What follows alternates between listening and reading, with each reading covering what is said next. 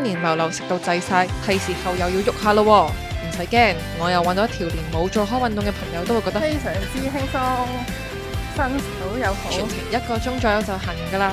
歡迎嚟到香港好去處第12集，我係你哋嘅導遊阿 Kat。今次我哋嚟到青衣自然徑，由青衣地鐵站搭248M 巴士去到長雲村站落車，行多5分鐘到就嚟到北面起點。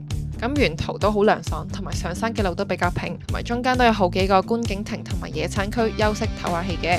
沿途非常之多指示牌，完全唔驚會蕩失路啦。仲有呢條路線可以望到下海景，有一個打卡位可以見到青馬大橋嘅，但我就唔記得影啦，大家都可以自己去睇下嘅。然後行下呢，就會嚟到呢個寮土山山頂，咁所以呢，其實每行5到10分鐘呢，就有個休息點嘅，完全唔使驚會攰嘅時候冇得休息啦。咁我哋行到去南面入口落山之後呢，都其實好方便嘅，喺呢個清華苑站都有好多架巴士去唔同嘅地方。咁我就選擇咗搭去東涌去 Cupping Room 飲翻杯咖啡，結束今日嘅行程啦。今集嘅香港好去處就嚟到呢度，中意嘅話都可以去睇下我往期嘅好介紹喎，同埋記得 follow 我 Kat Catalog，我哋下期再見啦。